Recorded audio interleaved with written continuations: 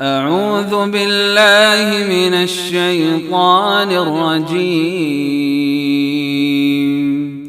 بسم الله الرحمن الرحيم. قد خلت من قبلكم سنن فسيروا في الأرض فانظروا كيف كان عاقبة المكذبين. هذا بيان للناس وهدى وموعظة للمتقين.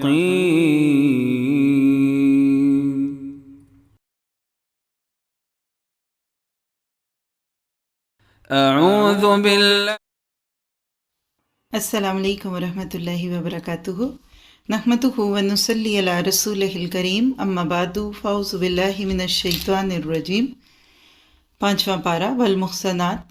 پارے کے آغاز میں کچھ حلال اور حرام کی بات ہے. اسلام صاف ستھرا دین ہے. کھانے پینے کے معاملے میں، جذبات کے اظہار کے معاملے میں، ہر چیز میں چاہتا ہے کہ انسان پاکیزہ ماحول میں رہے. کچھ ایسی عورتوں کے ساتھ نکاح حرام کر دیا گیا جو ہر وقت ایک مرد کے ارد گرد رہتی ہیں تاکہ وہ پورے ذہنی سکون کے ساتھ اپنے کام کر سکے. اگر ایسی عورتیں جن کو ماں، بہن، بیٹی اور اسی طرح سے ہر وہ عورت جو کسی دوسرے مرد کے نکاح میں ہے، اگر اس سے نکاح حلال ہوتا تو آپ سوچئے کہ گھروں کا نقشہ کیا ہوتا. تو یہاں فرما دیا کہ ایسی عورتوں کے ساتھ نکاح حرام ہے. تو لہٰذا اگر ایک لڑکا کسی بھی لڑکی سے محبت کرے لیکن جب اس لڑکی کی شادی ہو جائے، وہ کسی اور کی زوجیت میں آ جائے، تو اس کے بعد اس کے بارے میں سوچنا، اس کے گھر کو خراب کرنا اور ایسی تمام چیزیں، یہ اسلام کی نظر میں ایک جرم ہے. اس کے بعد نکاح کی شرائط ہے. اگر آپ ان آیات کو دیکھیں تو اس میں آپ کو سب سے پہلی چیز مہر ہے، پھر دوسری بات ہے گھر بسانے کا ارادہ ہو، پھر تیسری بات ہے کہ ولی یعنی باپ کی رضامندی ہو. باپ نہیں ہے اگر تو پھر بھائی یعنی قریب کے ولی کے ہوتے ہوئے دور کا ولی نہیں چلتا. یہ پابندیاں کیوں لگائیں اسلام نے؟ اس لیے کہ گھر بنے رہیں. آج جس تیزی سے گھر ٹوٹ رہے ہیں اس کی وجہ یہ ہے کہ اسلام کے اصولوں کو مد نظر نہیں رکھا جاتا. پھر اس میں چھپی دوستیوں کا تذکرہ ہوا. جب ایک لڑکا لڑکی چھپ کے ملنے کے عادی ہو جاتے ہیں اور بالفرض اگر ان کی شادی ہو بھی جائے بعد میں، تو وہ مرد کبھی بھی اس لڑکی پر اعتماد نہیں کرے گا کیونکہ اس کو پتہ ہے کہ شاید یہ کسی اور سے بھی دوستی کرتی ہو. یہی حالات عورت کے ساتھ بھی ہو سکتے ہیں. اور اگر وہاں شادی نہ ہو تو یہ چھپی دوستیاں بعد میں غم اور دکھ کا سبب بنتی ہیں. اللہ تعالیٰ ہمیں اسلام کی خوبصورت تعلیمات پہ عمل کرنے کی توفیق دے. اسی لیے کہا کہ کچھ لوگ ہیں جو خواہشوں کے پیچھے چلتے ہیں، ان کو اسلام برا لگتا ہے، ورنہ دین فطرت پہ چلنے والا انسان اسلام کی باتوں کو کبھی بھی برا نہیں کہے گا. پھر اس کے بعد دوسروں کے مال کو ناحق کھانے سے روکا گیا. کبائر کی بات ہوئی. تقابل چھوڑ دو. عورت اور مرد کون اہم ہے، کون زیادہ، کس کو اللہ نے زیادہ خوبیاں دی، کس کو کم دی، اس کو چھوڑ دو. پھر اس کے بعد عورت اور مرد کو اس کا دائرہ کار بتایا گیا کہ مرد قوام ہوں گے یعنی ذمہ دار ہوں گے. 50-50 نہیں بلکہ 51 اور 49 کا ریشو تو کم از کم چلے گا. اللہ نے مرد کو ایک درجہ عورت پہ زیادہ اس لیے دیا کہ ایسے حالات جب کہ دونوں کی رائے میں تضاد ہو تو کس کی مانی جائے گی. عام حالات میں اگر مرد واقعی قوام ہے، ٹیک کیئرر ہے، کما کر لاتا ہے، مضبوط ہے، عورت کی جان، مال، عزت کی حفاظت کرتا ہے، تو پھر وہ حق اللہ نے ان مرد کو دیا. اس کے برعکس عورتوں سے جو مطلوب ہے وہ صالحہ ہونا، قانتہ ہونا، حافظہ ہونا. کیوں؟ اس لیے کہ جب عورت کے مزاج میں بڑا پن آ جاتا ہے تو بعض دفعہ پہ وہ اپنے آپ کو مرد کے برابر کرتے کرتے اسے اوپر کرنے لگتی ہے. تو لہٰذا جیسے کرسی اور میز ہے، اسی کو سمجھ لیجئے کہ مرد کا مقام میز کا ہے اور عورت کا کرسی کا ہے. کرسی تھوڑی سی نیچی ہوتی ہے لیکن کمفرٹیبل ہوتی ہے، میز تھوڑا سا اونچا ہوتا ہے لیکن اسٹرانگ ہوتا ہے. اللہ تعالیٰ گھروں کے نقشوں کو درست کروا دے. اس کے بعد بتایا گیا کہ اگر کسی عورت کے مزاج میں نشوز ہے، اپنے مرد کو کچھ سمجھتی نہیں ہے، اپنے آپ کو بڑا سمجھتی ہے، تو ایک دم پکڑ کے اس کے ساتھ برا معاملہ نہ کرو بلکہ فائزوہن، اس کو سمجھاؤ، دل میں اترنے والی بات کرو. پھر بھی نہ مانے تو کچھ دیر کے لیے گھر کے اندر رہتے ہوئے بستر الگ کر لو. عورت اس ٹارچر کو برداشت نہیں کر سکتی. اچھی عورتیں مان جائیں گی. اگر کسی کے اندر کچھ زیادہ ہی بڑا فتور آ چکا تو پھر ہلکی سی چپت، نہ منہ پر اور نہ ایسی جس کا نشان پڑے. اور نبی نے تو کبھی اپنی کسی عورت کو مارا بھی نہیں. یہ صرف ایک آخری کوشش ہے گھر کو بچانے کی. پھر اگر اس پہ وہ مان جائیں تو پھر ان کو تانے نہ دو بلکہ اللہ تعالیٰ نے کہا کہ ان کے ساتھ اچھا معاملہ رکھو. اگر یہ ساری کوششیں کرنے کے باوجود گھر نہ بسے، پھر گھر کی بات باہر جائے گی، ایک حکم مرد کے گھر والوں کی طرف سے اور ایک عورت کے گھر والوں کی طرف سے بیٹھے گا، دونوں پوری کوشش کریں گے گھر کو جوڑنے کی۔ دیکھیے، گھر ٹوٹنے کے لیے نہیں بنتے، گھروں کو بچانا ہے تاکہ ہم امت وسط کا کردار ادا کر کے اپنے آپ کو دنیا کے کام کے لا سکیں۔ جن گھروں کے اپنے ہی جھگڑے نہ ختم ہو، بتائیے وہ کیا کام کریں گے؟ اس کے بعد بہت خوبصورت طریقے سے وعبد اللہ سے لے کر اللہ کی عبادت کی دعوت دیتے ہوئے، شرک سے بچا کر والدین کے حقوق کے ساتھ ساتھ رشتہ داروں کے اور یتیموں مسکینوں کے، اور ساتھ ہی ساتھ ہمسایوں کے ساتھ اچھے معاملے کی بات کرتے ہوئے مسافروں کے حقوق کی بات کی گئی، اور گھر کے غلام، ماسیاں، وہ لوگ جو ہماری خدمت کرتے ہیں، ان کے حقوق مقرر کرتے ہوئے اللہ تعالیٰ نے بخل سے بچنے کی دعوت دی، اور ساتھ ہی بتا دیا کہ دیکھو، آج تم دنیا میں کسی کے ساتھ کچھ کرو گے تو کل تمہارے ساتھ بھی وہ ہونے کے چانسز ہیں۔ اور اللہ کے نبی کو اس بات نے رلا دیا کہ کل قیامت کے دن جب اللہ پوچھے گا تو میں کیا جواب دوں گا۔ اس کے بعد شراب کی حرمت کے بیچ کی ایک آیت نے یہ بتا دیا کہ نماز پڑھتے وقت اس کے معنی پہ غور و فکر کرنا، اس کے الفاظ کو سمجھنا لازمی ہے۔ لا تقربوا الصلاۃ وانتم سکارا، اس آیت سے کیا پتہ چلتا ہے؟ نشے کی حالت میں نماز پڑھیں گے تو پتہ نہیں چلے گا، لیکن سوال یہ ہے کہ جب ہم بغیر نشے کے بھی پڑھتے ہیں تو کیا ہمیں سمجھ آ رہا ہے کہ ہم کیا پڑھتے ہیں؟ پھر اس میں تیمم کی کچھ باتوں کا ذکر کرتے ہوئے پچھلی قوموں کے جو بڑے لیڈرز تھے ان کی کچھ خیانتوں کا تذکرہ کرتے ہوئے اللہ تعالیٰ نے شرک کی قباحت بیان کی، اور ساتھ ہی ساتھ جبت اور طاغوت کی بات کر کے بتا دیا کہ امت مسلمہ ایک مصروف امت ہوتی ہے، اس کو تو پوری دنیا میں اللہ کا کام کرنا ہے، اس کے پاس اتنا وقت نہیں کہ بیکار مشغلوں میں کبھی پامسٹری کے نام پہ، کبھی ہفتہ کیسا گزرے گا، آپ کے ستارے کیا کہتے ہیں، ان چیزوں میں خود کو کھو دے۔ اور اس کے بعد حسد کی قباحت بیان کی گئی، اور ساتھ ہی ساتھ امانتوں کو ادا کرنے کی دعوت دی گئی۔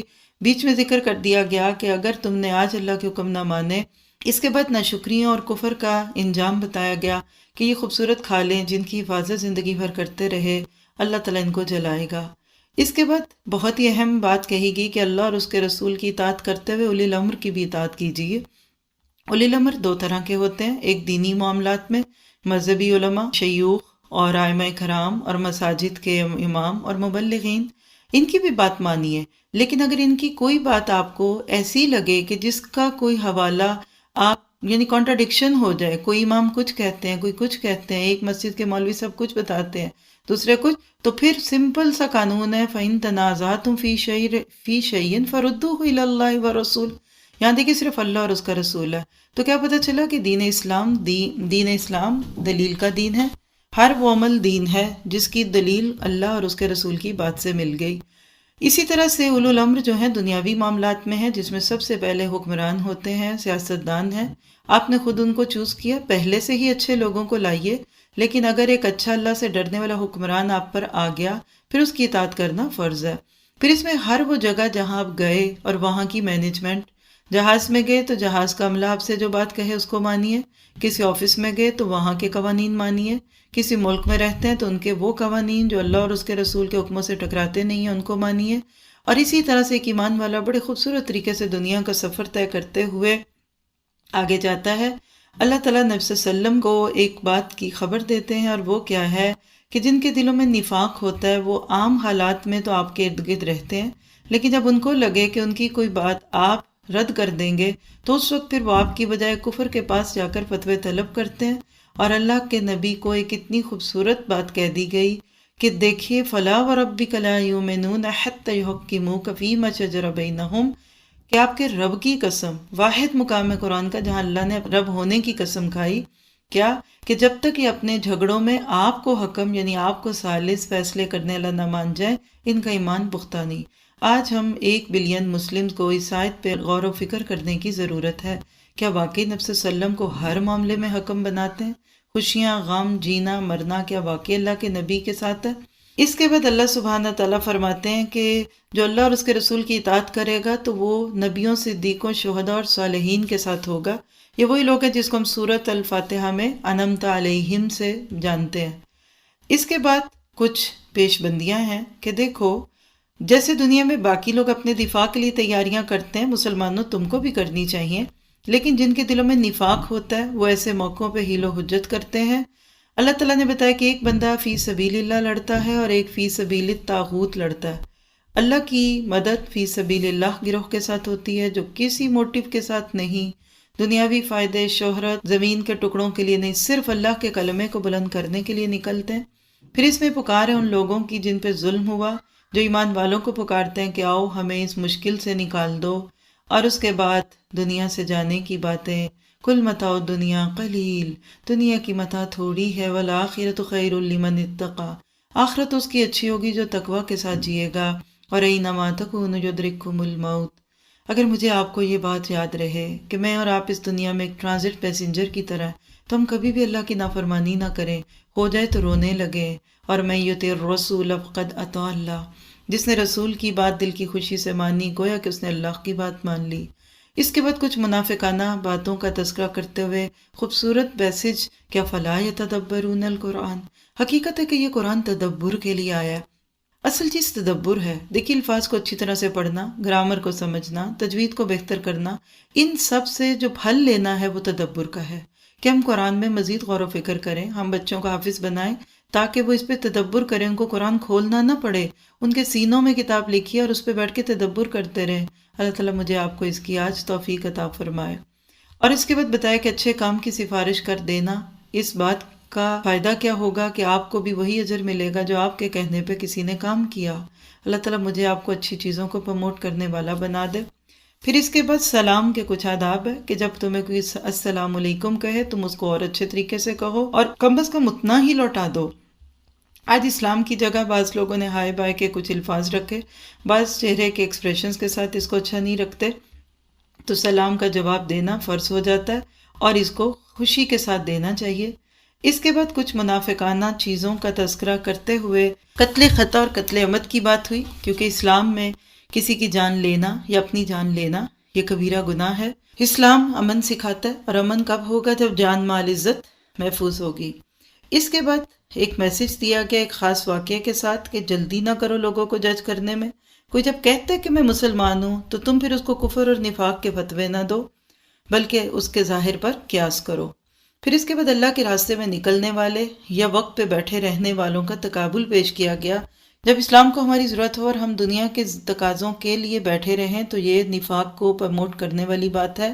پھر مختلف درجوں کی بات کرتے ہوئے ان لوگوں کو دعوت دی کہ جن کو لگتا ہے کہ زمین کے کسی ایک ٹکڑے میں رہنے کی وجہ سے وہ دین پہ عمل نہیں کر سکیں گے، تو کہا پھر موت کی ہجرت سے پہلے تم خود ہجرت کرو۔ کہیں بھی رہ سکتے ہیں آپ اور میں، شرط یہ کہ اللہ کے بندے بن کے رہیں، کیونکہ ساری زمین اللہ کی ہے۔ ہجرت کے فوائد بتا دیے کہ جو اللہ کے نام پر کسی عادت کو، کسی جگہ کو، کسی کمپنی کو چھوڑے گا، اللہ تعالیٰ اس کو مراغمن کثیرم وسع، کثرت دے گا اور اس کا بہترین بدلہ دے گا۔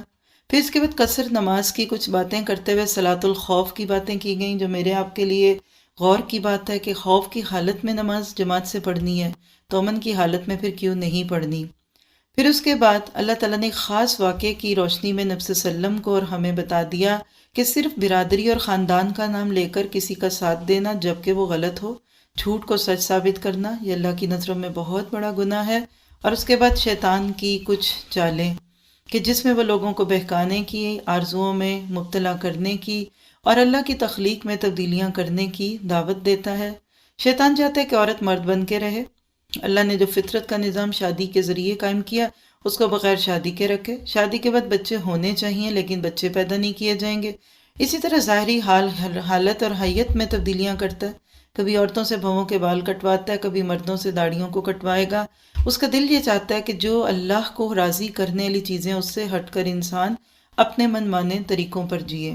اور اس کے بعد نبی صلی اللہ علیہ وسلم کو حضرت ابراہیم علیہ السلام کی ملت کی پیروی کرنے کی دعوت دے کر پھر ایک بار حضرت ابراہیم کو یاد دلا دیا۔ اور میرے آپ کے لیے یہ بات ہے کہ جب تک میں اور آپ فوکسڈ نہیں ہوں گے ابراہیم کی طرح، ہمارا کوئی عمل اللہ کے نظروں میں قابل توجہ نہیں ہوگا۔ پھر اسی طرح سے کسی شوہر کے مزاج میں اگر بگاڑ ہے، اس کو بیوی پسند نہیں، تو اس کو کیسے سمجھایا جائے، کس طرح کچھ حقوق چھوڑ کر دے کر لیا جائے تاکہ گھر بنا رہے، یا پھر کم از کم خرابی کو روکا جائے۔ اور اگر حالات نہیں سنورتے تو پھر یتفرقا یغنی اللہ کلا من سعتہ، تو گویا کہ اللہ تعالیٰ نے دونوں صورتوں میں جس چیز کو پسند کیا وہ کیا ہے کہ ایک دوسرے کے خلاف باتیں نہ کرو۔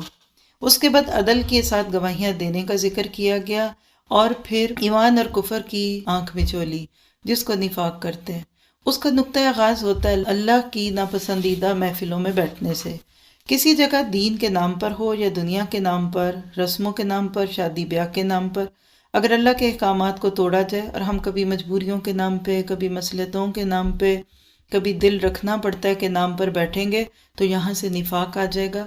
اللہ تعالیٰ کہتے ہیں ایسے لوگ، اس کی ایک عملی صورت کیا ہوتی ہے کہ نمازوں میں سستی آنے لگتی ہے، دکھاوا اور ریاکاری آنے لگتی ہے، اور منافق کی مثال تو اس بکری کی طرح جو دو ریوڑوں کے بیچ میں پھرتی رہتی ہے۔ اور آخر میں اللہ تعالیٰ نے پھر نفاق سے نکلنے کا نسخہ، الذین تابوا واصلحوا واعتصموا باللہ واخلصوا دینہم، توبہ پچھلی زندگی میں جو کیا، اصلاح آج کر لو، واعتصموا محکم پکڑ لو اور خالص کر لو اپنے دین کو اللہ کے لیے۔ اور اللہ نے بہت پیارے پیغام پہ پارے کو پورا کیا کہ اللہ کو تمہیں تکلیف دینے کا، عذاب دینے کا کوئی شوق نہیں، کبھی کوئی ماں اپنے بچے کو جلانا نہیں چاہتی، شرط ہے کہ تم شکر اور ایمان لے آؤ۔ اللہ تعالیٰ مجھے آپ کو شکر گزار اور ایمان والا بندہ بنا لے۔ پورے پارے میں آپ دیکھیے کہ اتنی باتیں تھیں کہ بس ایسے ہی لگتا ہے کہ ہم نے صرف ان کو چکھا ہے۔ کرنا کیا ہے؟ اپنی زبان کو قابو میں رکھنا ہے، حلال حرام کا فرق رکھنا ہے، دکھاوے اور بخل سے بچنا ہے، اسلام میں پہل کرنا ہے، کثرت سے سلام کرنا ہے، نماز کو وقت پہ ادا کرنا اور ترجمے پہ غور و فکر کرنا ہے، خودکشی کے بارے میں نہ سوچنا، نہ کسی کو مارنے کی بات کرنی ہے۔ پھر اسی طرح مخلص بننا ہے اور اپنے اخلاق کو اچھا کرنا ہے، کبیرہ سے بھی بچنا ہے، صغیرہ سے بھی بچنا ہے، ہر قسم کے شرک سے بچنا ہے، چھپی دوستیاں نہیں کرنی، اللہ کی فرما برداری بھی کرنی ہے، اور اسی طرح سے نیکیوں کی سفارش کرتے رہنا ہے۔ آپ دیکھیے ویسے تو پورا پارہ ہی بڑا خوبصورت تھا، لیکن اگر ہر پارے کی طرح ہم اس کے اندر سے خوبصورت آیت دیکھیں تو وہ آیت نمبر 146 ہے، جس میں نفاق سے نکلنے کے مراحل ہیں۔ اللہ تعالیٰ مجھے آپ کو اس کی توفیق دے کہ پچھلی زندگی میں جو ہو چکا سو ہو چکا، ہم آج سے ایک نئی زندگی شروع کریں، توبہ، اصلاح، اعتصام باللہ اور اخلاص للہ کے ساتھ۔ اللہ تعالیٰ مجھے آپ کو اس کی توفیق دے۔ سبحانک اللہم و بحمدک، اشہد ان لا الہ الا انت، استغفرک و اتوب الیک۔ السلام علیکم و رحمۃ اللہ وبرکاتہ۔ اعوذ باللہ من الشیطان الرجیم، بسم اللہ الرحمن الرحیم، قد خلت من قبلكم سنن فسيروا في الأرض فانظروا كيف كان عاقبة المكذبين، هذا بيان للناس وهدى وموعظة للمتقين۔